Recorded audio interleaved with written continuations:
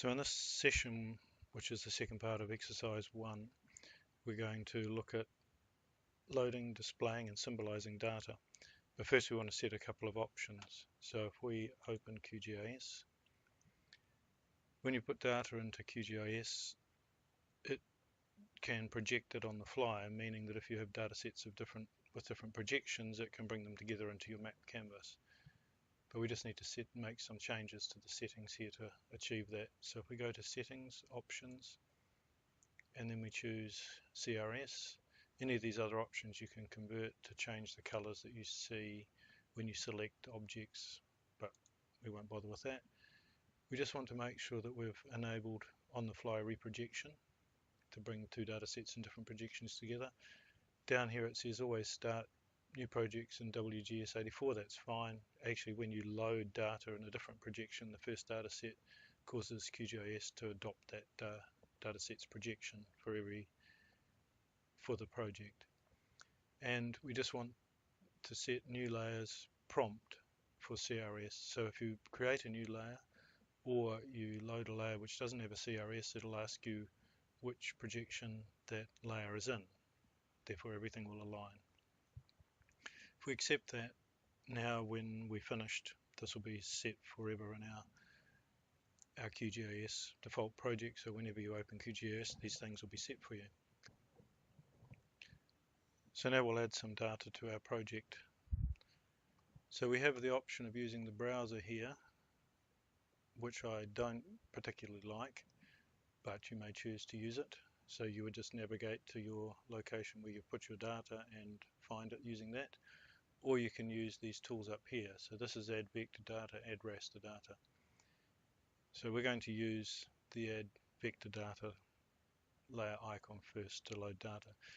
Thing is, when you choose one of these, you have to decide what sort of data you're going to load. So it's giving you the option of file, directory, database or protocol.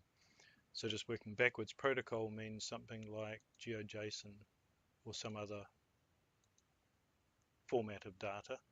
Database is when you want to load data from Oracle Spatial or say an Esri personal geodatabase. Directory, open file geodatabase or an ArcInfo binary coverage, very old format of data. And quite often you'll have ArcGIS's open file geodatabase, so that would be useful. And the final one is Shapefile or table or something, so some such layer like that. So we're going to load a shapefile, so we'll just leave it at that. So if we browse to our data, so to exercise 1 and exercise data. So a shapefile is actually composed of many files, and it's the .shapefile that we want to add. But we can simplify life by just saying we want to look down here for Esri shapefiles.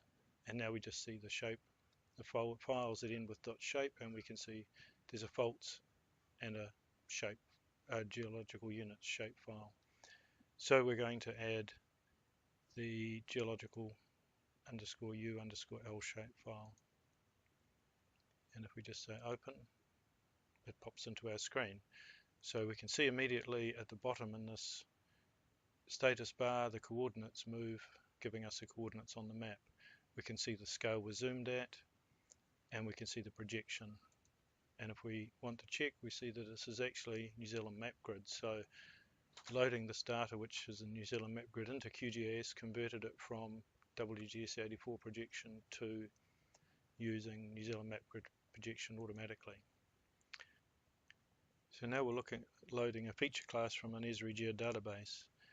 So we can use the same tool again, add, but this time it's a directory, and we just change the source type to open file geodatabase, and then we can browse to the data set in the same folder, but we'll look in the New Zealand 1 million, and we'll load the NZGNS 1 million geology.gdb. So this is Esri's terminology for a geodatabase. And if we select the folder and say open, we now are presented with all the data sets within it.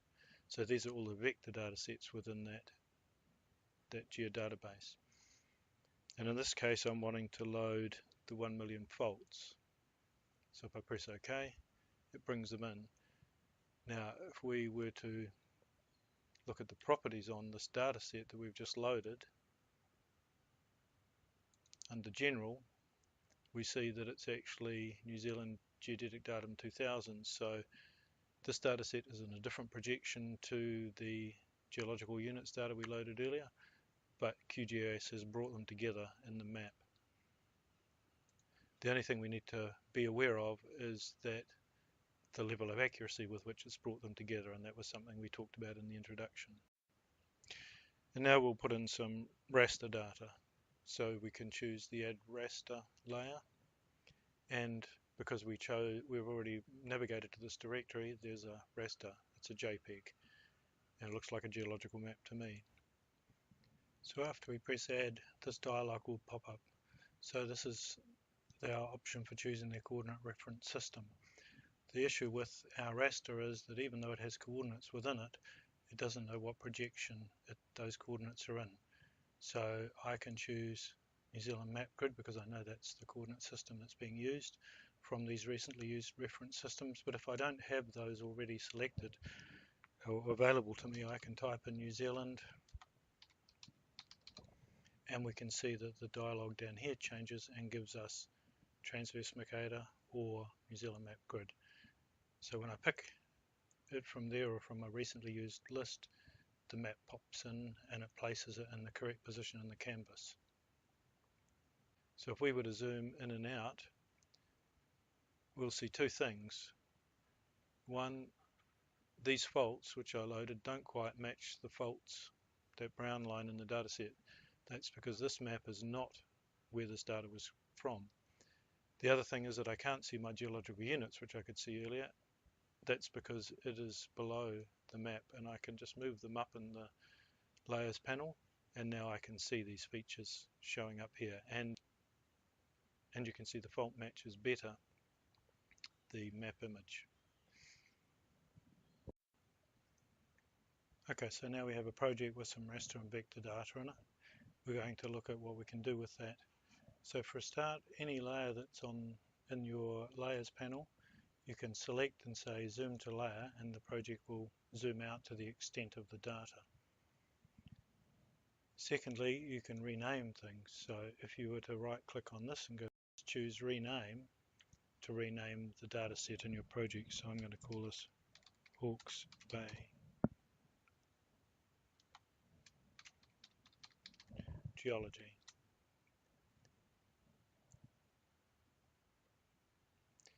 And we'll also call this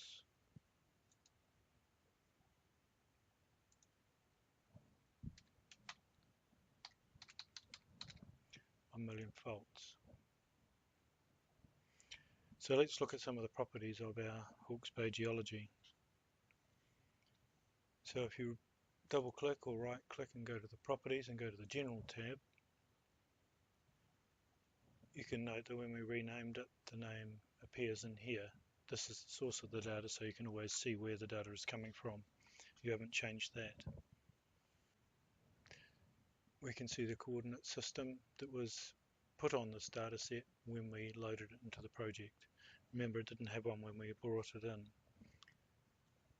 If we go to the Style tab, we can see the band rendering, and we can see the brightness and contrast down here.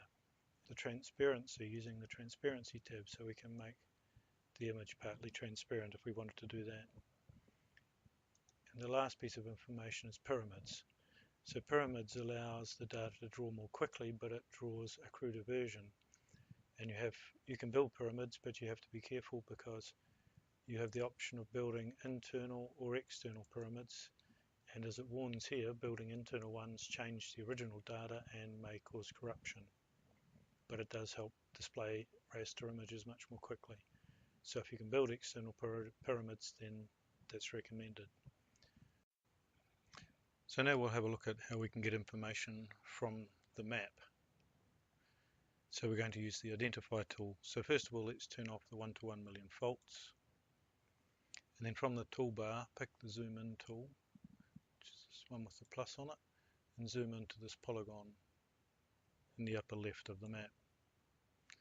And you can zoom in several times so that it fills your full screen. So we can see that we have the raster underneath and the line data here. You can see in the dashes in the raster image that we've got a light blue line coming through here. So these are the boundaries to the geological polygons, and the data fits together quite nicely. If we turn the layer on and off, we can see that a little bit better. So now if we use the identify tool, which is this one up here with the eye on it, we can select a feature from the map and get details from its table that's associated with it. So by default, the identify tool will work with the selected layer. So if we wanted it to work with the faults, we would just select that and it becomes underlined. With gel units, we'll choose that. And we're going to use the gel units layer. So if I select on a polygon boundary, so one of these gel unit lines, and I'm going to choose this one on Lake Otamangakau, it becomes red. The map jumped a little bit so that it could open this dialog on the side. And we can see the details of the information stored on that line. So in this case, the accuracy is considered to be accurate and the type is water, and the plot rank is 250,000. So that's a boundary to a lake, and it has a bit of detail on there, which is water, which is interesting. If we choose one of the other boundaries, so one of these dashed ones, we see that the accuracy is approximate and the type is contact. And then if we choose a solid line in the geology, we see the accuracy is accurate and the type is contact. So this vector data was used to create this map, and the dashed lines on the map are those that are considered approximate, and the solid lines on the map are those that are considered accurately located.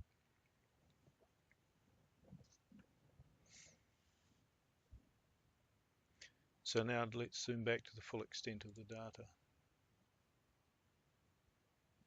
So that's zoom to layer there. We still have that line highlighted, but that doesn't matter. Now we can look at the attribute table associated with the geological units. So if you right click on geo units in the layers pane, you can go down to open attribute table, and we're looking at the information stored on each line. So each of these rows here is a line, and each column is an attribute or a field in the data. So we can see the accuracy as we've seen before, and the type of line, and also the plot rank information that's there. Other information that's interesting is the length of a line. That may become something that you want to know. For instance, if you're trying to find very small features, because they could be errors. So you can select a record by pressing the grey area on the side of the map, and that will select that record in the data set on the face of the map as well. You can select consecutive records by holding the left mouse button down and just dragging down. So you've got now 11 records out of 12,757 selected. You can select all the records using the button at the top here. The control and shift keys work as you'd expect. If you have one record selected and you hold control, choose another one, you'll get that one. If you have that one record selected and you hold down shift and choose another record, you get all the records in between. And you can invert the selection using this button here.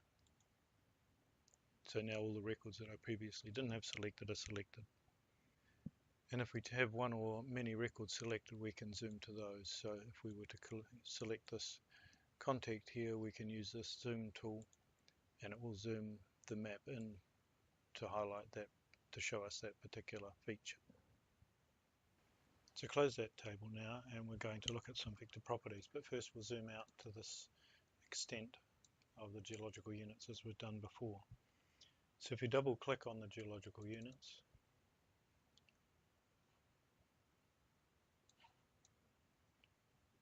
we can work with the general tab and look at the layer source, so we can see where it comes from, and we might want to rename this. We can do it here, or we can do it as we did previously. So notice we can see the coordinate reference system New Zealand map grid. And as with the raster, we should be able to display, to change the transparency of this layer. But it's under the Style tab, not a separate tab. So we can change the transparency just by changing the slider. We also have a Labels tab. So that means we can label each line with its type if we wanted to. And we can see the Field tab, which defines what fields we've got in our field. And we could add another field if we wanted to.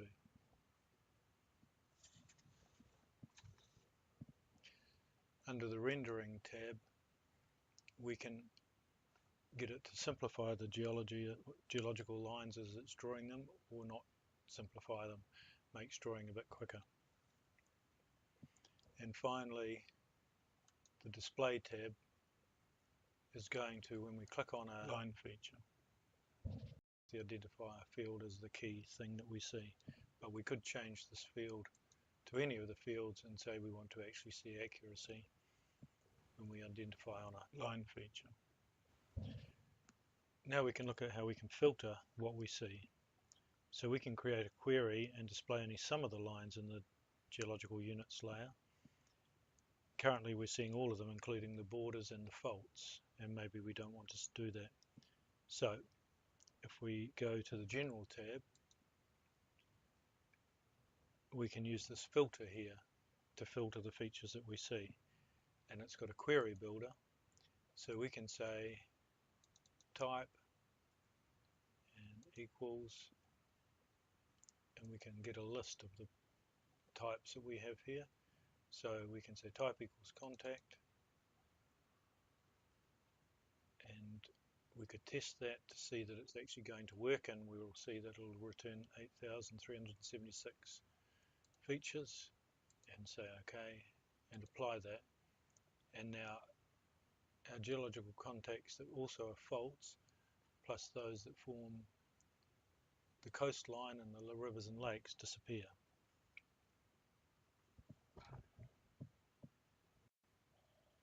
So going back to our geological units and our query that we've applied, which is this one, we'll just look at that. So the types of operators we've got or, in, not, and if you're dealing with numbers greater than, less than, this is the not equals. So that's quite powerful because you can define to only see some of the features in the layer, and then we can apply symbology to those features to differentiate them one from another based on their type. So if we were to change this to type equals contact or type equals water,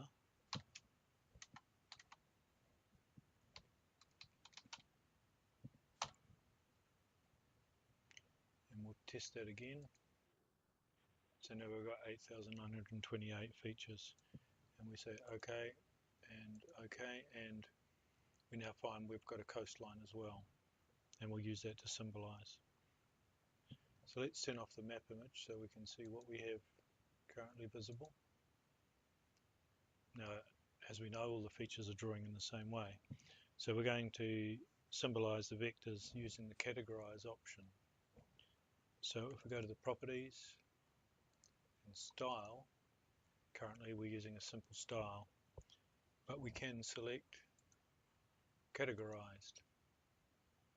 And if we choose the field we want to categorize on, and we choose type and classify, the types that we have available appear there. Any other type will be symbolized using this character. So now we can choose to show the water as a simple blue line with a thickness of 0.2 millimeters.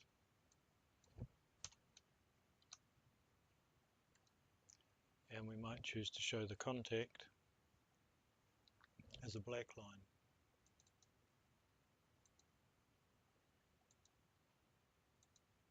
And slightly thicker.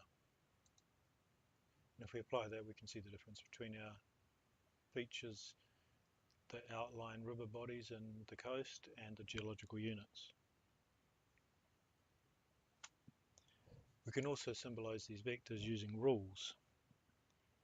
So we'll load more data into the project, and then we'll use rules to symbolize those.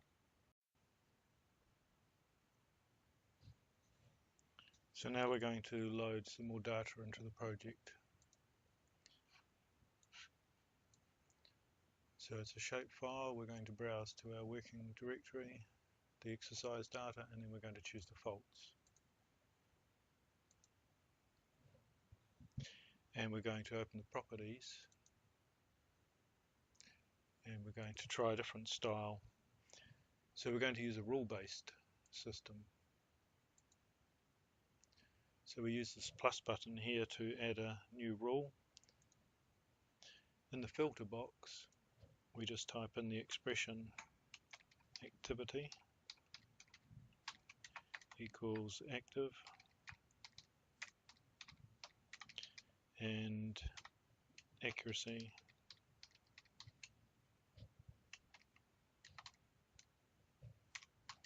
equals accurate. And we can test that to see that we're returning features, that it's a valid query or expression. And now we'll change the symbology. So if we choose this diamond here, so we can choose recently used colors or standard colors. If we use this part of the dialog here, we go to a system where we can define the color in terms of HSV RGB, or we can choose it out of the rainbow here, or we can pick it from the recently used colors. And we want to change the line width to 0.5 of a millimeter. And we'll apply that. So we can see our active faults in the background here. Now we're going to make a second rule where the activity is accurate and the accuracy is approximate.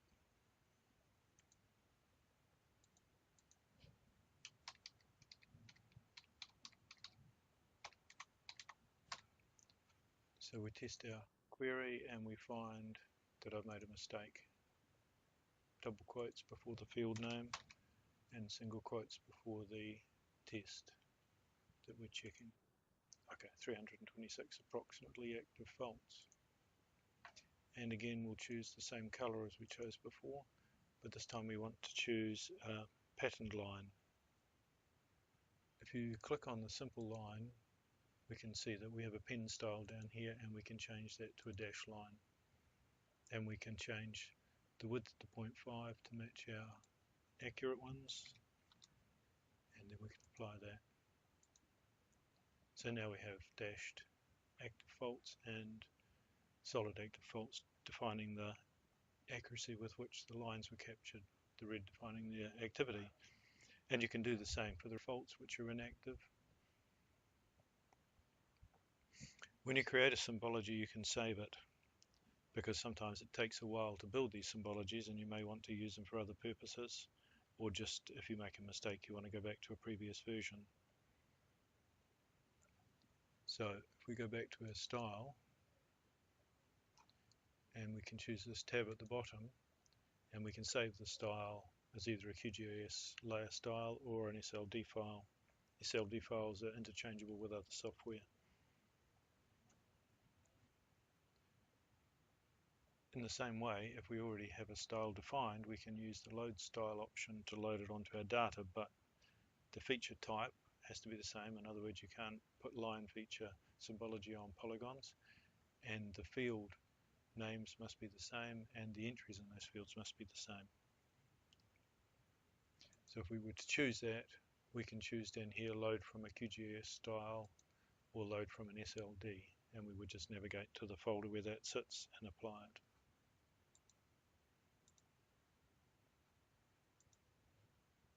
Now let's just change the symbology on the 1 million faults. So all I want to do is make it a bit clearer which one is which, so we'll just make that 1, and we'll choose the light green color. And if we turn it on, We can now see the 1 to 1 million faults and the faults coming out of the other data set, which happens to be a 1 to 250,000 geology data set. So we're looking at data at different scales, but we also have to understand that we are looking at data that is being projected slightly differently. So the 1 million data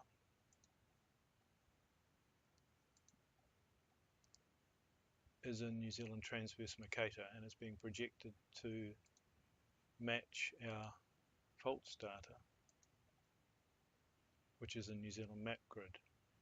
Now remember, in the introduction we were talking about the level of accuracy with which projections occur on the fly in QGIS. So it's, even if these two features were exactly in the same place in the real world and were captured exactly correctly into the database in those two different coordinate systems, they would project within plus or minus 4 or 5 meters using QGIS. So we just have to be aware of the inaccuracy that results from projections on the fly when we're loading data. So now we're going to look at how to change how Identify works. So you can look at attributes associated with a feature using the table view or using the Identify tool, as we've seen. And when we use the Identify tool, it's possible to change how that works.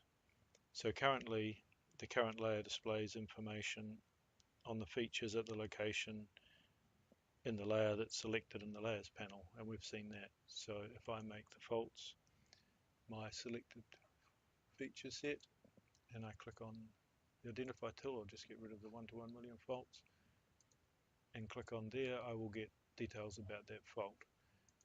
Clicking anywhere else or clicking on a different feature from a different layer produces no result. If we go to a location where there are several faults and we click Identify there, we actually get 3 features. So there's one displayed here, one down here under, and another one here. So we can see the details for each of those features there.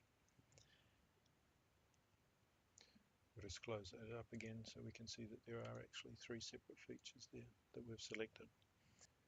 So currently the Identify tool is using the mode current layer, but we can change the way that it works so we can actually identify on more than one layer at a time. So we can use the selected layers, top down stop at the first, or top down and show all of the layers visible. So if we were to change this to layer selection and I was to choose both these layers, faults and geological units, I will be able to get details from both data sets. If you choose top down stop at the first and you go to a location where a fault and a geological contact cross, it will choose the faults and it will display that because the faults is the first layer. So there's actually 2 fault features, but even though the contact here was available to be selected, it didn't show. If I was to go back and change that to top down and select the same location, I'm now getting the faults there, and underneath the geological unit, and there's several geological units there as well. So we can use the Add Delimited Text layer icon and browse to a text file. So if you go to the exercise data, you'll find a structure.csv file, and we can open that. And the dialog here tells you that it's where the source is and what it's going to be called, and it gives you details about the encoding. Now you can define the format of the file. If it doesn't choose it automatically, you should just say CSV. So this is just a display of how it's going to look. If the file was pipe separated, you could say custom delimiters, in which case you can pick the delimiter. So that's a nice handy feature. So this one is a CSV file, and its geometry defines point coordinates. But if you had a file that had no geometry, you could choose this. Or if the coordinate system was in well-known text, you could choose that.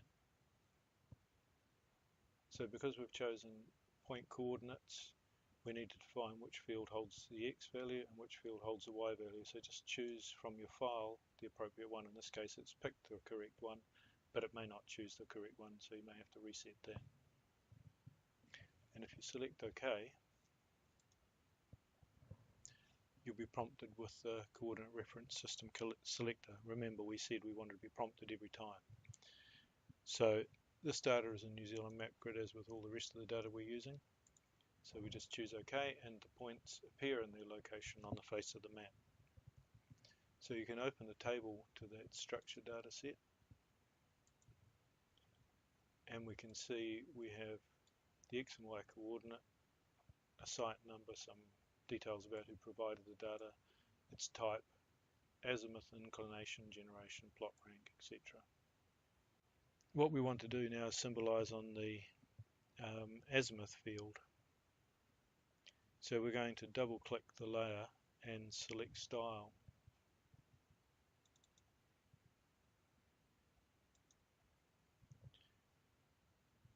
So we're going to select the categorized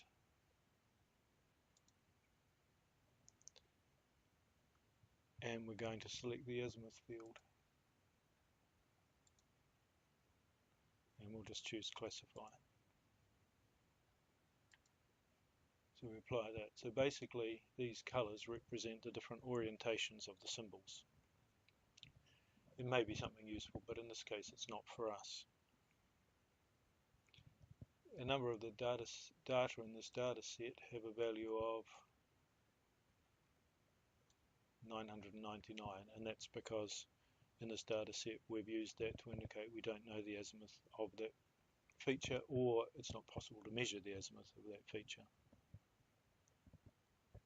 So what we're going to do is actually use that azimuth to rotate the symbols, but first of all we want to select the type and use that to categorize because that's a more logical thing to do. So if we go back up, pick structure. So let's change the field that we're going to categorize onto something that's more useful for us. So let's choose type and choose classify, and we want to remove the existing azimuth classification. So now we have one symbol here for each value in our table, and that value represents the type field. Let's change the symbology to something that has some indication of the direction, so we can choose that arrow. If we apply that, it changes the symbol that's used but not the color.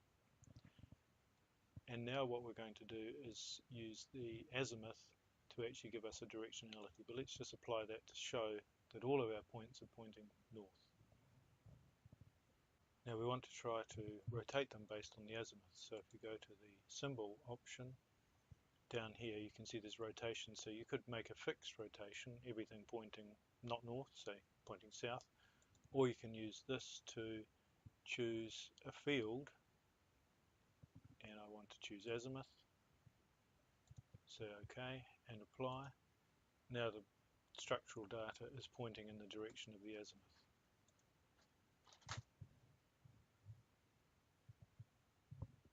So next we'll look at labeling.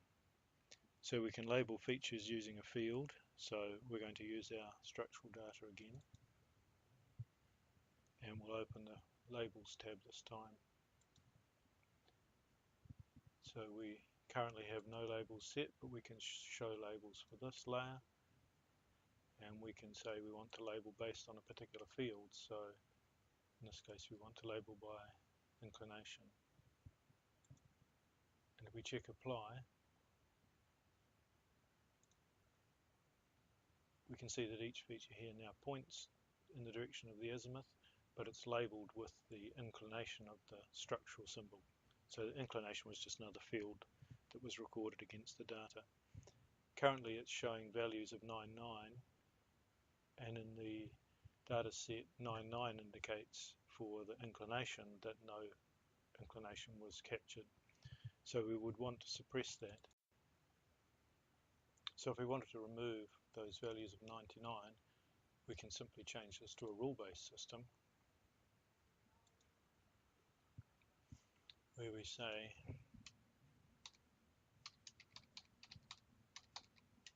the inclination is less than 99, and we want to label with our inclination field, and we just choose OK. And now only those values less than 99 appear. I won't go through the rest of the lesson because that's just looking at formatting up the text and the various ways you can use that. I'm not intending to work through exercise 2 or 3 with these videos.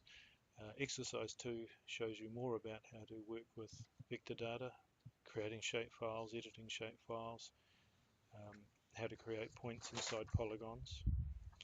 And exercise 3 talks more about working with raster data, so how to classify, how to do terrain analysis, how to create contours from DEMs. But you can work through those yourself. So thanks very much for listening, and I hope that you found this useful.